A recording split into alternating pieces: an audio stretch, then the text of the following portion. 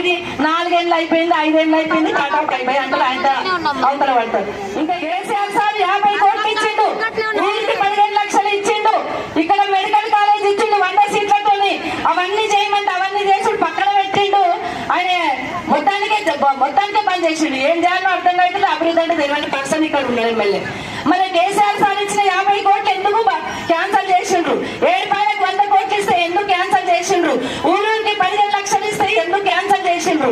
అంటే ఇక్కడ వచ్చిన నిధులను, ప్రొసీడింగ్ వచ్చిన నిధులను అన్నింటిని కూడా క్యాన్సల్ చేసి నేను అది చేస్తా ఇది చేస్తా అని మాట్లాడుతున్నారు.